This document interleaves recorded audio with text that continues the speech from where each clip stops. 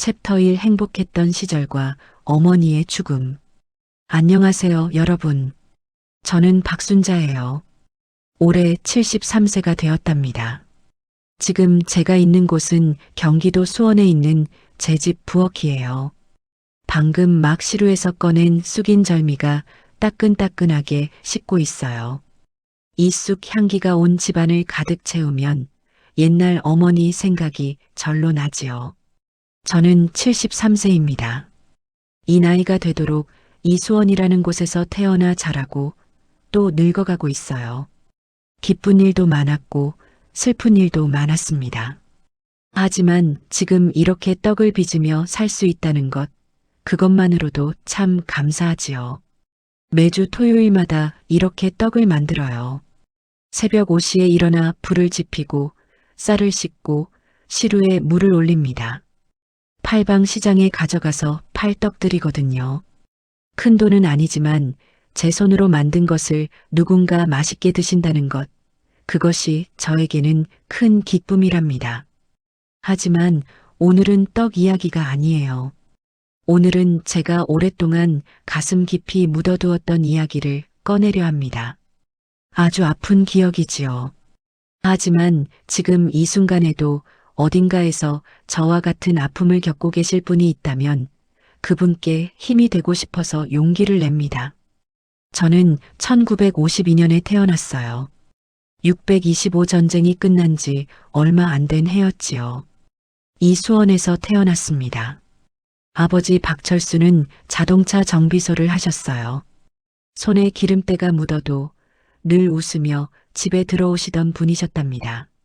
어머니 이순이는 살림을 아주 알뜰하게 꾸려가시는 따뜻한 분이셨지요. 우리 집은 수원 화서문 근처에 있는 작은 한옥이었어요.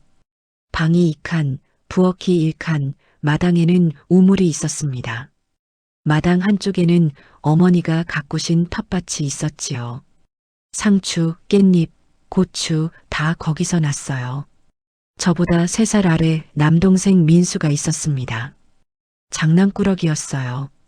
늘 제 뒤를 졸졸 따라다니며 누나, 누나 하고 불렀답니다. 귀여웠지요. 아버지는 그때만 해도 정말 다정한 분이셨어요. 일 끝나고 돌아오시면 저를 안아 올리시며 우리 공주, 오늘 학교는 재미있었니? 하고 물으셨답니다. 공주라고 불러주셨어요. 그 말이 얼마나 좋았는지 몰라요. 저는 학교를 좋아하는 아이였습니다. 공부도 곧잘했어요. 선생님께서 순자는 참 똑똑하구나. 나중에 중학교도 가고 고등학교도 갈 수 있겠구나 하고 말씀하셨지요.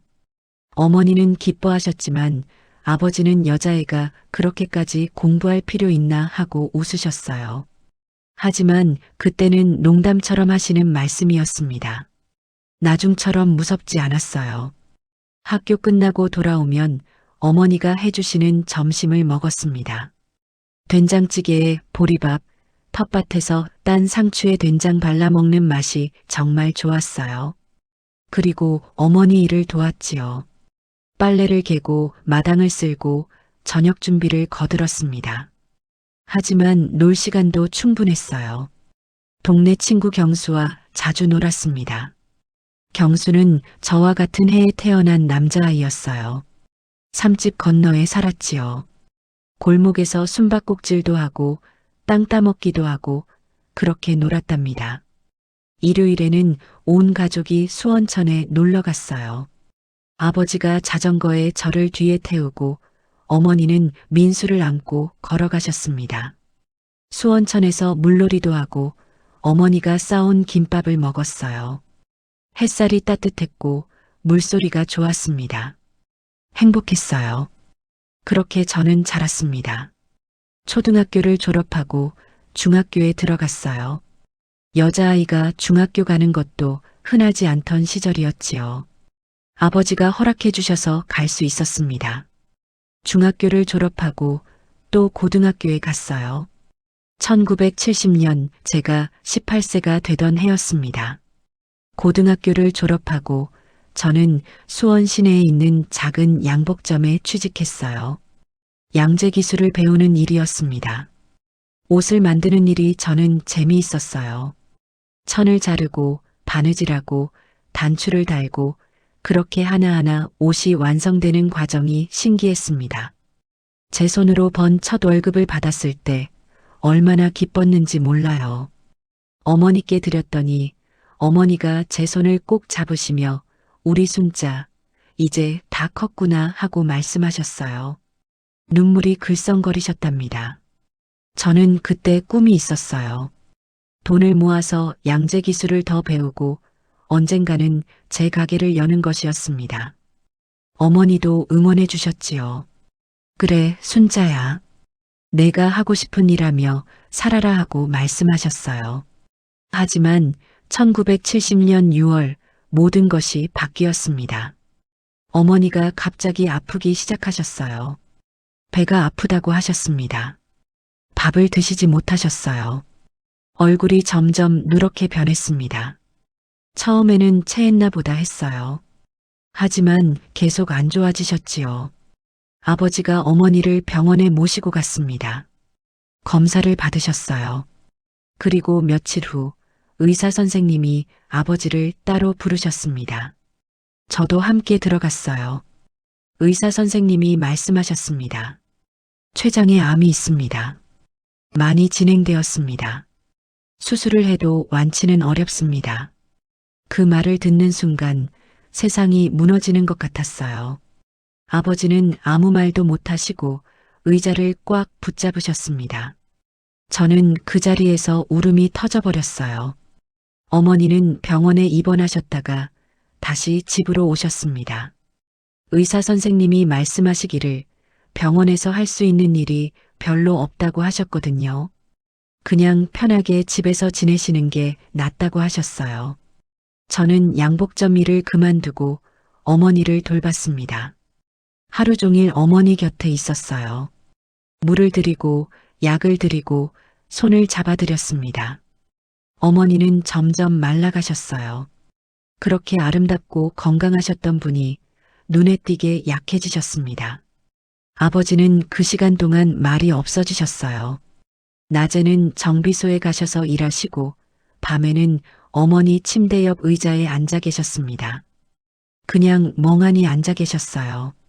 가끔 어머니 손을 잡으신 채 눈물을 흘리셨습니다. 민수는 그때 15세였어요. 어떻게 해야 할지 몰라서 자꾸 친구네 집에 가서 시간을 보냈습니다. 집에 오기가 무서웠나 봐요. 1970년 9월 23일 오후 4시 어머니께서 돌아가셨습니다. 집에 계시던 침대에서였어요. 저희가 다 곁에 있었습니다. 저는 어머니 오른손을 잡고 있었고 아버지는 왼손을 잡고 계셨어요.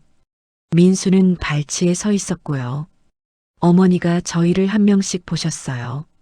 그리고 아주 작은 목소리로 말씀하셨습니다. 서로 잘 돌봐주세요. 행복하게 사세요. 그리고 눈을 감으셨어요. 그렇게 조용히 어머니가 평생 사신 것처럼 조용히 가셨습니다. 장례는 집에서 치렀어요. 옛날 방식으로요. 온 동네 사람들이 다 오셨습니다. 우리 집 거실에 어머니가 누워 계시고 사람들이 절을 하고 갔어요. 꽃향기와 향 냄새가 집안 가득했습니다. 아버지는 장례식 내내 눈물 한 방울 안 흘리셨어요. 그냥 딱딱하게 서 계셨습니다. 조문객들께 고개만 숙이셨어요. 하지만 저는 알았어요. 아버지 안에 무언가가 부서지고 있다는 것을요. 어머니를 땅에 묻은 후 집으로 돌아왔습니다. 집은 너무 조용했어요. 무덤처럼 조용했습니다. 아무도 소리내지 못했어요. 저는 2주 후에 다시 양복점으로 돌아갔습니다. 돈이 필요했거든요. 민수는 학교로 돌아갔고요. 아버지는 정비소로 돌아가셨어요. 각자 살아가야 했으니까요. 그런데 그때부터였어요. 아버지가 조금씩 변하기 시작한 것이요. 처음에는 작은 것들이었습니다. 제가 만든 밥이 맛이 없다고 하셨어요. 이게 무슨 맛이냐? 내 엄마가 만든 밥은 이런 게 아니었는데. 그렇게 말씀하셨지요. 제가 입고 나가는 옷에 대해서도 뭐라고 하기 시작하셨어요. 요즘 애들은 다 그렇게 짧은 치마 입고 다니냐? 점잖은 여자가 그러면 안 된다. 하지만 그때만 해도 저는 생각했어요. 아버지가 어머니를 잃은 슬픔 때문에 예민해지신 거라고요. 시간이 지나면 나아지실 거라고요. 하지만 시간이 지날수록 아버지는 더 심해지셨습니다. 그리고 6개월쯤 지났을 때 진짜 무서운 일들이 시작되었습니다. 챕터 2 변해가는 아버지, 깊어지는 공포. 어머니가 돌아가신 지 6개월쯤 지났을 때부터 아버지의 변화가 눈에 띄게 심해졌습니다. 제일 먼저 바뀐 건 시간에 대한 통제였어요. 제가 일하는 양복점은 저녁 6시에 문을 닫았습니다. 거기서 버스를 타고 집까지 오면 대략 7시쯤 도착했어요. 길이 막히지 않으면요. 그런데 아버지가 정해 놓으셨어요. 7시 정각까지 집에 들어와야 한다고요. 1분이라도 늦으면 안 됐습니다. 정말 1분도요. 아버지는 거실 의자에 앉아서 시계를 보고 계셨어요. 제가 문을 열고 들어가면 시계를 보시고는 7시 3분 이내 이렇게 말씀하셨지요. 왜 늦었냐? 버스가 막혔다고, 손님이 늦게까지 있어서 가게 문을 늦게 닫았다고, 어떤 이유를 대도 소용없었어요. 내 엄마는 한 번도 늦은 적이 없었다. 내 엄마는 시간 약속을 지켰다. 어머니 이야기가 나올 때마다 가슴이 찢어지는 것 같았습니다. 저도 어머니가 보고 싶었거든요. 그런데 아버지는 어머니를 무기처럼 사용하셨어요. 저를 죄책감에 빠뜨리는 무기로요. 저는 시계와 싸우며 살기 시작했습니다. 일하는 내내 시계를 봤어요. 5시 반이 되면 불안해지기 시작했습니다. 5시 50분이 되면 손이 떨렸어요. 6시 정각에 가게 문을 나와서 버스 정류장까지 뛰어갔습니다. 버스가 안 오면 정말 패닉이 왔어요. 심장이 쿵쿵 뛰고 숨이 막히는 것 같았습니다. 제발, 제발 빨리 와라 하고 속으로 빌었지요. 버스 안에서도 계속 시계를 봤어요. 길이 막히면 안 돼, 안 돼 하고 혼자 중얼거렸습니다. 다른 사람들이 이상하게 쳐다봤어요. 20세였습니다. 20살이었어요. 법적으로는 다 큰 어른이었지요. 하지만 집에서는 어린아이 취급을 받았습니다. 아니, 어린아이보다 못한 취급이었어요. 옷차림도 간섭하셨습니다. 제가 입고 나가는 모든 옷을요. 양복점에서 일할 때는 치마를 입었어요. 무릎 정도 길이의 치마였습니다. 그게 그 시절 일하는 여자들이 입는 평범한 옷이었지요. 하지만 아버지는 싫어하셨어요. 요즘 여자들은 다 그렇게 다리를 드러내고 다니냐? 점잖은 집안 여자가 그러는 게 아니다. 그래서 저는 더 긴 치마를 입었어요. 발목까지 오는 긴 치마를요. 한여름에도요. 더웠지만 아버지 눈치가 더 무서웠습니다. 머리에 대해서도 간섭하셨어요. 파마를 하면 안 됐어요.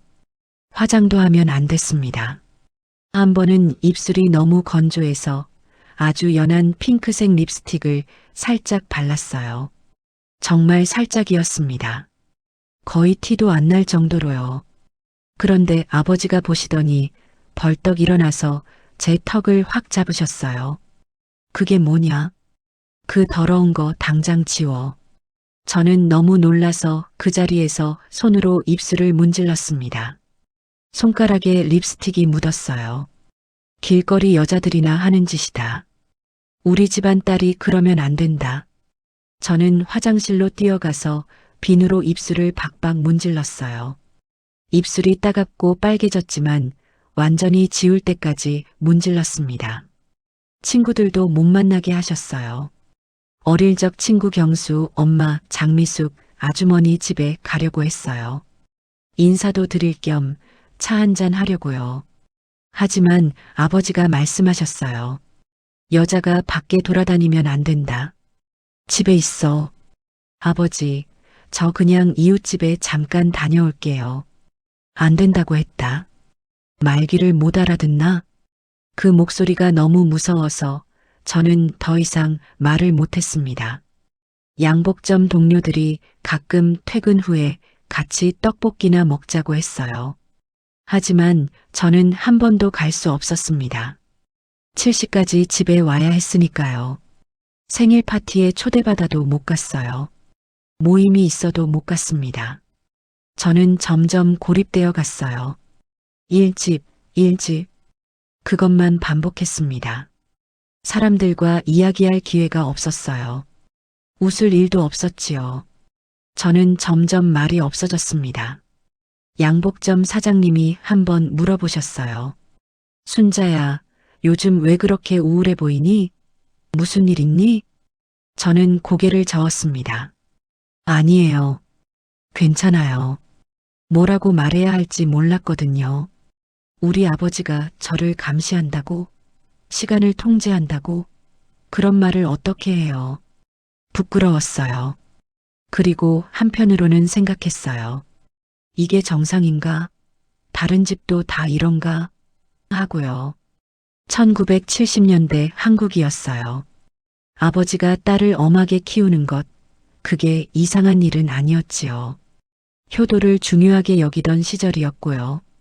아버지 말씀을 거역하는 건 나쁜 딸이 하는 짓이었어요. 그래서 저는 참았습니다. 내가 참으면 되지 하고 생각했어요. 아버지도 엄마 잃고 힘드시니까 하고요. 하지만 한 달이 지나고 두 달이 지나도 아버지는 나아지지 않으셨어요. 오히려 더 심해지셨습니다. 제가 설거지를 하고 있으면 뒤에서 지켜보셨어요. 그리고 트집을 잡으셨지요. 그릇을 그렇게 대충 씻으면 어떻게 하냐? 내 엄마는 한 번도 그렇게 안 했다. 빨래를 널면 빨래를 보고 말씀하셨어요. 이게 뭐냐? 구겨졌잖아. 다시 개서 널어. 청소를 해도 밥을 해도 뭘 해도 아버지는 만족하지 않으셨어요. 내 엄마만 못하다. 그 말을 하루에도 몇 번씩 들었습니다. 저는 점점 자신감을 잃어갔어요. 나는 정말 못나구나. 엄마만큼 못하는구나 하고 생각했지요. 하지만 제일 힘든 건 그게 아니었어요. 제일 힘든 건 두려움이었습니다. 아버지가 화를 내실 때의 그 눈빛이 무서웠어요. 예전의 아버지가 아니었습니다. 제가 아는 다정한 아버지는 어머니와 함께 사라진 것 같았어요. 이 사람이 언제 폭발할지 몰랐습니다. 어떤 말이 아버지를 화나게 할지 예측할 수 없었어요. 그래서 저는 항상 조심했지요. 계란 위를 걷듯이요. 집에 있을 때는 숨소리도 죽이고 있었어요. 소리 내지 않으려고 조심했습니다. 혹시라도 아버지를 자극할까 봐요. 민수도 힘들어했어요. 아버지는 민수에게는 별로 관심이 없으셨어요. 그냥 공부나 열심히 해라 하고 말씀하실 뿐이었지요. 하지만 민수도 이 집 분위기가 무서웠나 봐요. 집에 오기 싫어했어요. 학교 끝나고도 늦게 들어왔어요. 친구 집에서 시간을 보내다가 저녁 먹을 시간에만 집에 왔습니다. 밥 먹고 방으로 들어가서 문을 닫아버렸어요. 저는 민수가 부러웠어요. 민수는 적어도 밖에 나갈 수 있었으니까요. 친구들을 만날 수 있었으니까요. 하지만 저는요, 저는 감옥에 갇힌 것 같았습니다. 보이지 않는 감옥이었어요. 그러던 어느 날이었습니다. 1971년 초겨울쯤이었어요.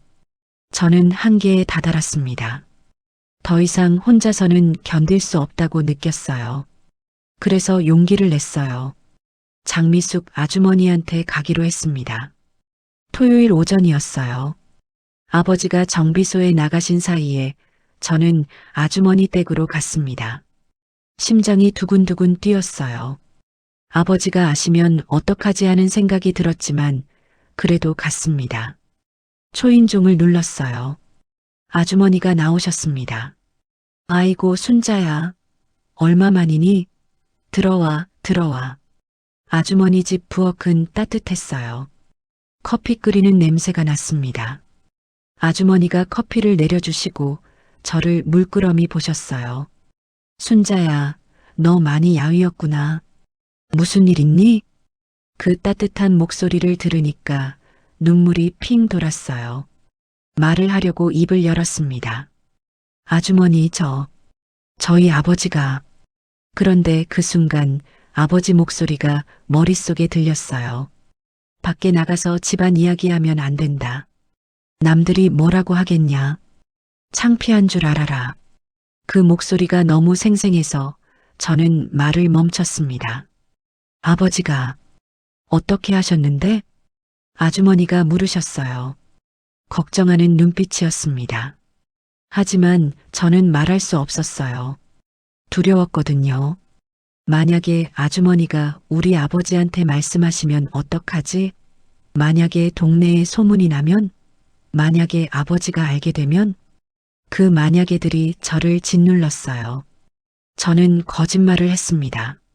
아니에요. 그냥 케이크 만드는 법 좀 알려주실 수 있나 해서요. 아주머니는 제 눈을 한참 보셨어요. 뭔가 더 있다는 걸 아신 것 같았어요. 하지만 억지로 물어보지는 않으셨습니다. 그래, 당근 케이크 만드는 법 알려줄게. 아주머니는 레시피를 적어주셨어요. 그리고 제 손을 잡고 말씀하셨습니다. 순자야, 힘든 일 있으면 언제든지 와.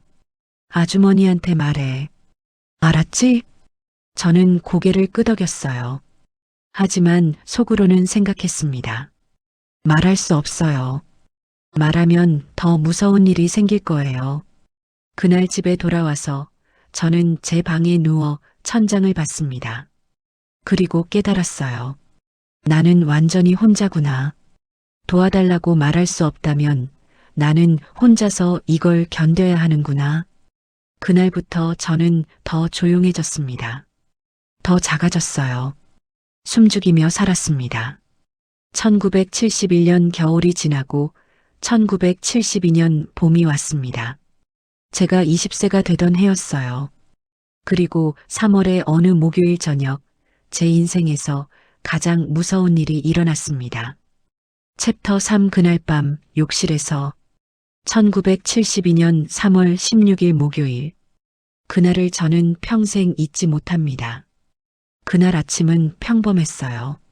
새벽에 일어나서 아버지 아침을 차렸습니다. 된장찌개에 밥, 김치, 계란 반찬. 아버지는 말없이 드시고 정비소로 가셨어요. 저도 준비해서 양복점으로 출근했습니다. 버스를 타고 30분 걸려서 도착했어요. 그날은 일이 많았어요. 양복수선 주문이 몇 개 밀려 있었거든요. 그래도 6시까지는 다 끝낼 수 있을 것 같았습니다. 옷이 50분쯤 됐을 때 저는 마지막 단추를 달고 있었어요. 시계를 보면서요. 10분만 있으면 끝나겠네. 버스 타면 7시 전에 집에 갈 수 있어 하고 생각했습니다. 그런데 6시 정각에 사장님이 급하게 들어오셨어요. 순자야, 미안한데 이거 좀 급하게 해줄 수 있을까? 손님이 내일 아침까지 꼭 필요하다고 하시네. 정장 바지였어요. 반을 접어야 했습니다. 저는 시계를 봤어요. 그리고 사장님 얼굴을 봤습니다. 난처해 하시는 표정이었어요. 네, 알겠습니다. 할 수밖에 없었어요. 거절할 수 없었습니다. 저는 서둘러서 바지 단을 쳤어요. 손이 떨렸습니다. 시계가 째깍째깍 소리를 냈어요. 아니, 실제로는 소리가 안 나는 시계였지만 제 머릿속에서는 그렇게 들렸어요. 6시 10분, 6시 15분, 6시 20분. 다 끝났을 때 6시 25분이었어요. 저는 가방을 집어들고 뛰쳐나갔습니다. 사장님께 먼저 가봅니다. 하고 외치고는 계단을 뛰어내려갔어요. 버스 정류장까지 뛰었습니다. 숨이 찼어요. 가슴이 아팠습니다. 하지만 멈출 수 없었어요. 정류장에 도착했을 때 6시 30분이었습니다. 평소 같으면 버스가 벌써 와 있을 시간이었어요. 하지만 버스가 없었습니다. 저는 서서 기다렸어요. 5분, 10분, 15분. 버스가 안 왔어요. 다른 사람들도 짜증을 내기 시작했습니다. 도대체 버스가 왜 안 오는 거야? 한 아저씨가 중얼거렸어요. 저는 심장이 터질 것 같았습니다. 손바닥에 땀이 났어요. 제발, 제발 와라. 빨리 와라. 속으로 빌고 또 빌었습니다. 6시 50분쯤 다른 노선 버스가 지나갔어요. 저는 그 기사님께 소리쳤습니다. 아저씨, 37번 버스 언제 와요? 기사님이 창문으로 고개를 내밀고 소리쳤습니다. 시청 앞에서 고장났대요. 한참 걸릴 거예요. 그 말을 듣는 순간 온몸에 힘이 쭉 빠졌어요. 이미 늦었습니다. 7시까지는 절대 못 가요. 저는 그 자리에 주저앉고 싶었어요. 울고 싶었습니다. 하지만 울 수도 없었어요. 마침내 버스가 온 건 7시 10분이었습니다. 저는 버스에 올라타서 제일 뒷자리에 앉았어요. 창밖을 보면서 생각했습니다. 오늘은 혼날 거야. 많이 혼날 거야. 버스가 집 근처에 도착한 건 7시 35분이었어요. 35분 늦었습니다. 저는 버스에서 내려서 집까지 뛰었어요. 골목길을 지나 집 대문 앞에 섰을 때 온몸이 떨렸습니다. 대문을 열었어요. 마당으로 들어갔습니다. 집안이 깜깜했어요. 불이 다 꺼져 있었습니다. 이상했어요. 이 시간에 불을 끄고 계실 리가 없는데 현관문을 열고 들어갔습니다. 아버지, 제가 늦어서. 그 순간 어둠 속에서 아버지가 나타나셨어요. 거실 의자에 앉아 계셨던 거예요. 불도 켜지 않은 채로요. 아버지가 천천히 일어나셨습니다. 어디 갔다 오는 거냐? 목소리가 낮았어요. 화가 났을 때보다 더 무서운 목소리였습니다. 버스가 고장이 나서요. 제 잘못이 아니에요. 정말이에요, 아버지. 저는 떨리는 목소리로 설명했어요. 하지만 아버지는 듣지 않으셨어요. 밤에 돌아다니는 여자들이 어떻게 되는지 가르쳐 줘야겠다. 아버지가 제 팔을 확 잡으셨어요. 힘이 엄청났어요. 아팠습니다. 아버지, 제발이요. 아파요. 저는 비명을 질렀어요. 하지만 아버지는 저를 끌고 갔습니다. 복도를 지나 욕실로요. 아버지, 저 잘못 안 했어요. 정말이에요. 저는 울면서 소리쳤어요. 발버둥 쳤습니다. 하지만 소용없었어요. 아버지는 저를 욕실 안으로 밀어 넣으셨어요. 저는 바닥에 넘어졌습니다. 타일 바닥이 차가웠어요.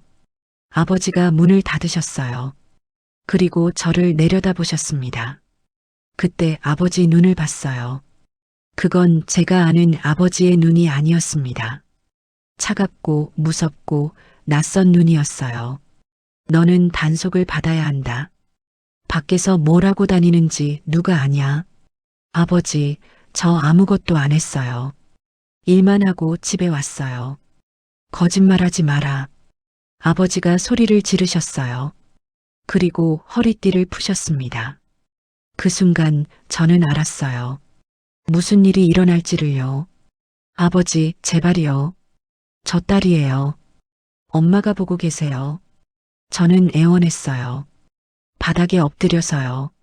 하지만 아버지는 들으시지 않았어요. 그날 밤 욕실에서 무슨 일이 있었는지 자세히 말씀드릴 수는 없어요. 너무 아파요. 50년이 지난 지금도요. 다만 이것만은 말씀드릴게요. 아버지는 저를 때리셨습니다. 허리띠로요. 몇 번이나 때리셨는지 기억도 안 나요. 그리고 말씀하셨어요. 이게 다 너를 위한 거다. 너를 바른 사람으로 만들기 위한 거다. 매를 맞으면서 저는 생각했어요. 이게 사랑인가? 이게 교육인가? 아니었어요. 이건 폭력이었습니다. 아버지가 멈추신 건 지쳐서였어요. 불쌍히 여겨서가 아니었습니다. 그냥 팔이 아파서 못하신 거예요. 아버지는 욕실 문을 열고 나가셨어요. 그리고 자기 방으로 가셨습니다. 문을 닫는 소리가 들렸어요. 저는 욕실 바닥에 웅크리고 누워 있었어요. 온몸이 아팠어요. 등이 아팠고, 팔이 아팠고, 다리가 아팠습니다. 하지만 제일 아픈 건 마음이었어요. 아버지가 나를 때렸다. 믿을 수가 없었어요. 저는 바닥에 누운 채로 천장을 봤습니다. 금이 간 천장이었어요. 물때가 낀 곳도 있었지요. 그리고 생각했어요. 여기서 이렇게 죽는 건 아닐까? 살고 싶지 않았어요. 그 순간만큼은요. 밤새 그 욕실에 있었습니다. 움직일 수가 없었어요. 몸도 안 움직여졌고 마음도 안 움직여졌어요. 그냥 거기 누워서 울었어요. 소리 내지 않고요. 눈물만 주르륵 흘렀습니다. 엄마. 속으로 불렀어요. 엄마, 나 어떡해. 너무 무서워. 너무 아파. 하지만 엄마는 안 계셨어요. 하늘나라에 계셨지요. 새벽이 밝아왔어요. 욕실 작은 창문으로 빛이 들어왔습니다. 아버지 코 고는 소리가 들렸어요. 방에서요. 평화롭게 주무시는 거예요. 아무 일도 없었던 것처럼요. 그게 더 충격이었어요. 이 사람은 지금 양심의 가책이 없구나. 잘못했다고 생각하지 않는구나. 저는 천천히 일어났어요. 온몸이 삐걱거렸습니다. 거울을 봤어요. 거울 속에 누가 있었어요. 저를 닮았지만 저 같지 않은 사람이요. 얼굴이 퉁퉁 부었고 눈이 빨갛게 충혈되어 있었습니다. 그리고 그 순간 머릿속에 번개가 친 것처럼 깨달음이 왔어요. 이대로 있다가는 죽는다. 정말로요. 오늘은 아니어도 언젠가는요. 다음에는 더 심할 거예요. 그 다음에는 더더욱 심할 거고요. 그러다가 언젠가 아버지가 선을 넘을 거예요. 그럼 저는 죽을 거예요. 나가야 한다. 이 집에서 나가야 한다. 그 생각이 분명하게 들었습니다. 하지만 어떡해요? 돈도 없고 갈 곳도 없고 아는 사람도 없는데요. 그래도요. 그래도 나가야 했어요. 안 그러면 죽으니까요. 저는 욕실 문을 열고 나왔어요. 아버지는 아직 주무시고 계셨습니다. 제 방으로 갔어요. 옷장을 열었습니다. 그리고 그날부터 저는 계획을 세우기 시작했어요. 도망칠 계획이요. 챕터 4 탈출, 그리고 정의. 그날 이후로 2개월이 지났습니다. 그 2개월 동안 저는 조용히 준비했어요. 아주 조금씩요. 월급을 받으면 몇천 원씩 빼돌렸습니다. 많이는 못했어요. 아버지가 제 통장을 관리하고 계셨거든요. 하지만 현금으로 받는 상여금이 있을 때 그중 조금씩 숨겼어요. 동전까지 다 모았습니다. 10원짜리, 50원짜리, 100원짜리 다 모아서 옛날 양말 속에 숨겼어요. 옷장 제일 안쪽에 넣어뒀지요. 갈아입을 옷도 준비했어요. 속옷, 블라우스, 치마 하나씩이요. 작은 보자기에 싸서 베개 밑에 넣어뒀습니다. 그리고 매일 아버지 일정을 외웠어요. 아침 7시 30분 출근, 낮 12시 점심, 오후 1시 다시 출근, 저녁 6시 퇴근. 토요일은 오전만 일하고 낮 12시에 돌아오심. 일요일은 집에 계심. 만약 도망간다면 언제 가야 할까요? 평일 아침이요. 아버지가 출근하고 나서요. 하지만 용기가 안 났어요. 2개월 동안 매일 생각만 했습니다. 오늘 갈까? 내일 갈까? 그런데 결정을 못 내렸어요. 그러던 어느 날이었어요. 5월 초였습니다. 아침에 일어나서 부엌에 갔는데 수도꼭지가 망가져 있었어요. 물을 틀었더니 꼭지가 빠져버렸어요. 물이 콸콸 쏟아져 나왔습니다.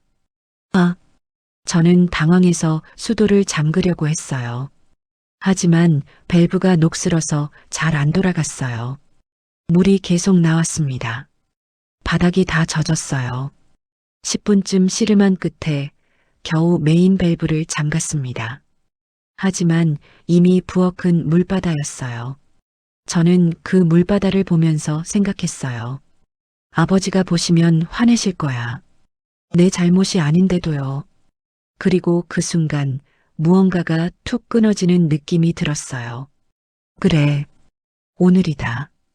오늘 나간다. 더 이상 생각하지 않았어요. 방으로 가서 준비해뒀던 옷을 꺼냈습니다. 입었어요. 보자기를 들었고요. 지갑을 챙겼습니다. 그 안에 2개월 동안 모은 돈이 들어 있었어요. 신분증도 챙겼습니다. 거울을 봤어요. 마지막으로요. 안녕, 순자야. 이제 새로운 삶을 사는 거야. 현관문을 열고 나갔습니다. 뒤돌아보지 않았어요. 그 집을, 그 악몽을 다시는 보고 싶지 않았거든요. 시계를 봤어요. 오전 8시였습니다. 경찰서로 가야 했어요. 신고해야 했습니다. 버스를 탔어요. 수원 경찰서는 시내에 있었습니다. 30분쯤 걸렸어요. 경찰서 앞에 도착해서 저는 한참을 서 있었어요. 들어갈 용기가 안 났거든요. 들어가면 어떻게 되지? 믿어줄까? 아버지를 고발하는 나쁜 딸이라고 생각하지 않을까? 두려웠어요. 하지만 갈 곳이 없었어요. 이곳밖에요. 숨을 깊이 들이마셨습니다. 그리고 경찰서 문을 열었어요. 안에는 접수 창구가 있었어요. 젊은 여자 경찰관이 앉아 계셨습니다. 무슨 일로 오셨어요? 그분이 물으셨어요. 신고하러 왔습니다. 제 목소리가 떨렸어요. 어떤 신고인데요? 가정폭력이요. 그 말을 하는 순간 눈물이 났어요. 참으려고 했는데 안 됐습니다. 여자 경찰관이 일어나서 제 어깨를 잡아주셨어요. 괜찮아요. 천천히 말해보세요. 안으로 들어가서 담당 경찰관한테 이야기하세요. 이쪽으로 오세요. 그분이 저를 복도로 데려갔어요. 작은 방 앞에서 문을 두드렸습니다. 경수 씨, 민원인 있어요. 경수? 그 이름을 듣는 순간 심장이 멎는 것 같았어요. 설마요. 설마 그 경수일까요? 문이 열렸어요. 그리고 거기 서 있는 사람을 봤을 때 저는 믿을 수가 없었어요. 경수였어요. 어릴 때 같이 놀던 그 경수요.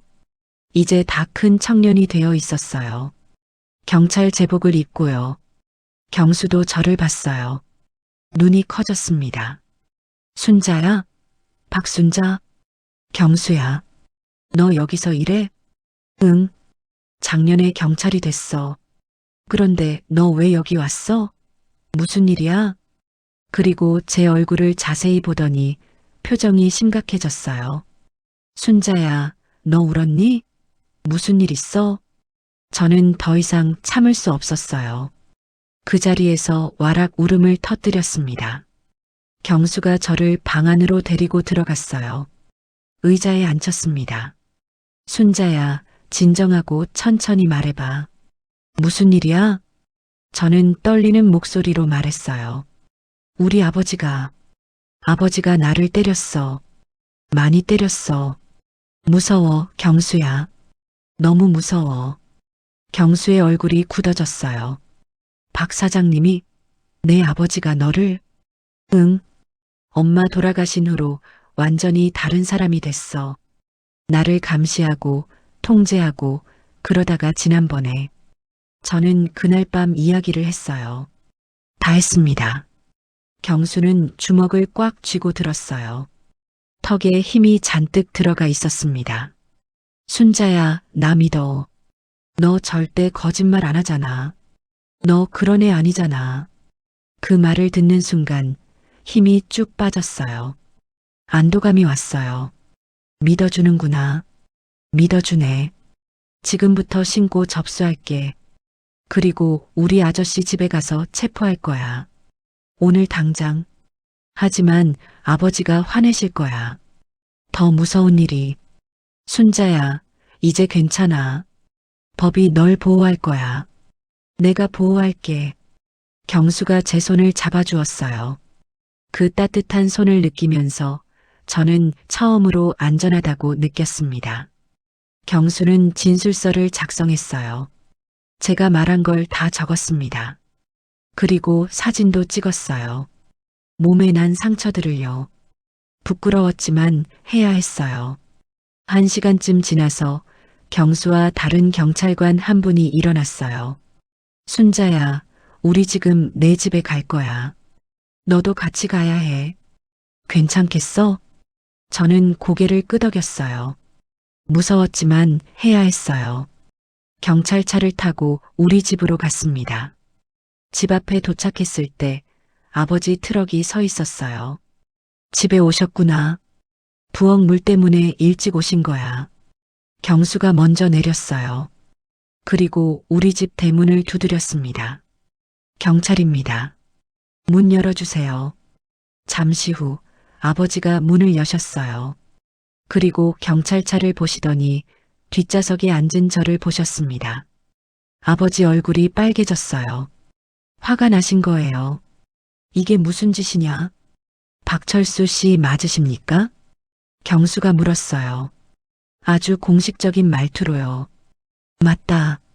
그래서 귀하는 딸 박순자 씨에 대한 가정 폭력 및 상해 혐의로 체포됩니다.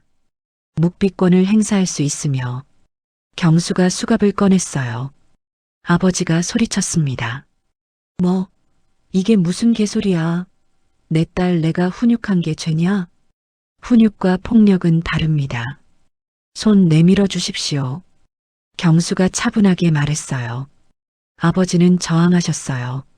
하지만 경수와 다른 경찰관이 아버지를 제압했습니다. 수갑이 채워졌어요. 아버지가 저를 쏘아봤어요. 그 눈빛이 무서웠습니다.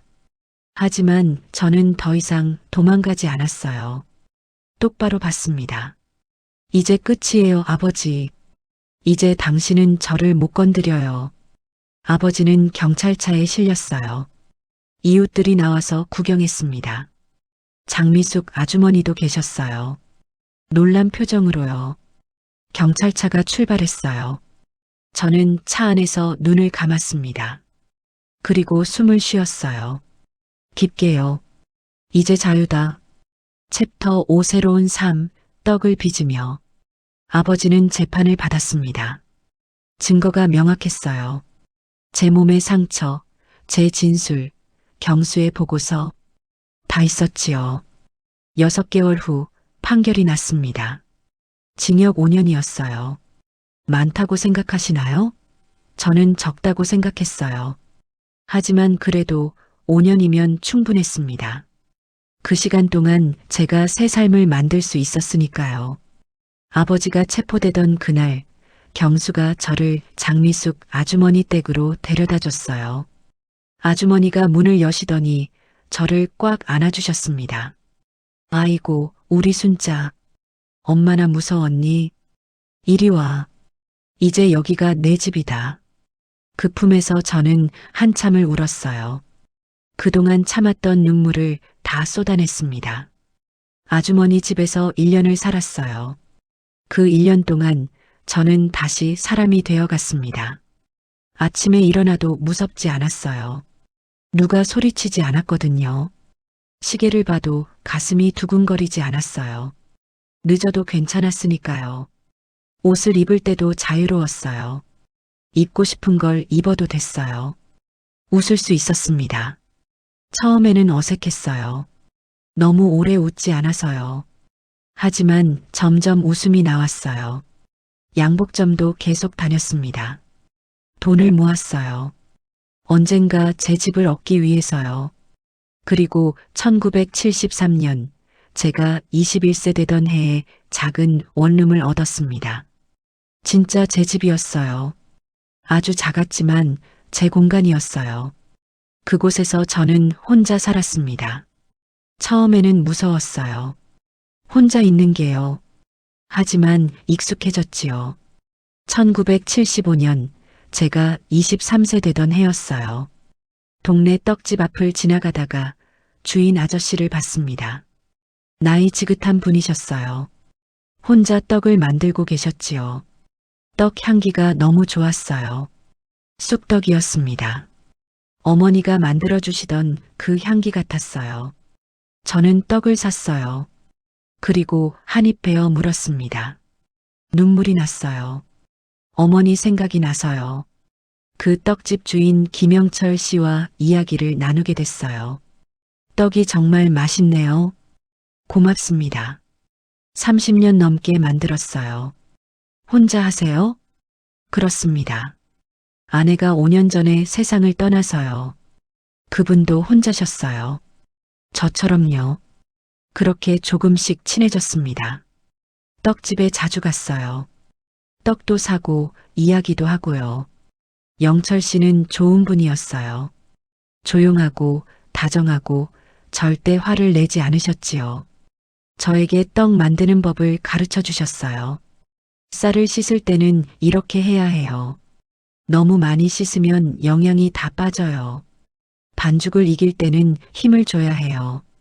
그래야 쫄깃해져요. 저는 열심히 배웠어요. 재미있었거든요. 그리고 1978년 제가 26세 되던 해에 영철 씨가 청혼했어요. 순자 씨, 나랑 결혼해 주실 수 있겠습니까? 나이도 많고 가진 것도 없지만 당신을 행복하게 해드리고 싶습니다. 저는 그분을 봤어요. 주름진 얼굴, 따뜻한 눈빛. 네, 좋아요. 그렇게 결혼했습니다. 결혼식은 작았어요. 장미숙 아주머니, 경수, 그리고 몇 명 안 되는 친구들만 왔지요. 민수도 왔어요. 동생이 와줘서 고마웠습니다. 영철 씨는 좋은 남편이었어요. 절대 소리 지르지 않았어요. 절대 손찌검하지 않았습니다. 제가 늦게 들어와도 화내지 않았어요. 수고했어요. 하고 말해주셨지요. 제가 실수해도 괜찮다고 했어요. 다음엔 더 잘하면 되지요 하고요. 그분 덕분에 저는 사랑이 뭔지 알았어요. 진짜 사랑은 상처를 주지 않는다는 것을요. 아이들도 낳았어요. 1979년에 딸 정희가 태어났습니다. 1982년에 아들 정민이가 태어났어요. 아이들을 키우면서 저는 다짐했어요. 절대 때리지 않겠다. 절대 상처 주지 않겠다. 절대 통제하지 않겠다. 그리고 그 약속을 지켰습니다. 아이들은 사랑 속에서 자랐어요. 지금은 다 장성해서 각자 가정을 꾸렸지요. 정희는 선생님이 됐어요. 정민이는 회계사가 됐고요. 손주도 셋이나 있습니다. 손주들이 올 때마다 저는 떡을 만들어줘요. 할머니, 이 떡 정말 맛있어요. 그 말을 들을 때마다 행복합니다. 영철 씨는 10년 전에 세상을 떠났어요. 심장병이었습니다. 슬펐어요. 하지만 감사했습니다. 37년을 함께 했으니까요. 행복했으니까요. 영철 씨가 떠나고 나서 저는 혼자 떡 가게를 이어갔어요. 매주 토요일 새벽 5시에 일어나서 떡을 만듭니다. 팔방 시장에서 팔아요. 손님들이 좋아해 주세요. 순자 할머니 떡이 제일 맛있어요. 그 말을 들으면 힘이 나지요. 아버지는 5년 후에 감옥에서 나오셨어요. 한 번 저를 찾아오셨습니다. 1983년쯤이었나요? 저는 그때 임신 중이었어요. 정민이를 가지고 있었지요. 아버지가 대문 앞에 서 계셨어요. 많이 늙으셨더군요. 허리도 굽으시고요. 순자야. 제 이름을 부르셨어요. 저는 그분을 봤어요. 한때는 무서워했던 사람을요. 이제는 무섭지 않았어요. 그냥 불쌍해 보였습니다. 무슨 일로 오셨어요? 용서를 빌러 왔다. 아버지가 잘못했다. 그 말을 들었을 때 제 안에서 뭔가가 움직였어요. 용서하고 싶었을까요? 아니었어요. 어떤 상처는 용서되지 않아요. 그냥 받아들이는 거지요. 돌아가세요. 저는 아버지를 아버지라고 부를 수 없어요. 순자야, 제발. 그날 밤 욕실에서 아버지는 저를 죽였어요. 제 마음속에서요. 그러니 이제 저는 아버지가 없어요. 아버지는 아무 말씀도 못 하시고 돌아가셨어요. 그게 마지막이었습니다. 1995년에 아버지가 돌아가셨다는 소식을 들었어요. 요양원에서요. 혼자서요. 장례식에는 가지 않았어요. 미안하지 않았습니다. 어떤 관계는 끝까지 회복되지 않아요. 그게 현실이에요. 지금 저는 73세입니다. 이 수원에서 계속 살고 있어요. 제가 태어난 곳, 고통받았던 곳, 하지만 다시 일어선 곳이지요. 일요일마다 아이들이 와요. 손주들도 오고요. 저는 밥상을 차려요. 떡도 내놓고요. 온 가족이 둘러앉아 밥을 먹어요. 웃고 이야기하고 행복해해요. 그 모습을 볼 때 저는 생각합니다. 내가 이겼구나. 삶이 이겼구나. 폭력은 저를 죽이지 못했어요. 오히려 저를 더 강하게 만들었지요. 그리고 지금 제가 이 이야기를 하는 이유는요. 지금 이 순간에도 어딘가에서 폭력을 당하고 계신 분이 있을 거예요. 그분께 말씀드리고 싶어요. 도망가세요. 참지 마세요. 가족이라고 해서 폭력이 정당화되지 않아요. 효도가 맞는 것도 아니에요. 당신은 보호받을 자격이 있어요. 사랑받을 자격이 있어요. 신고하세요. 경찰서에 가세요. 도움을 요청하세요. 배신이 아니에요. 생존이에요. 저처럼요.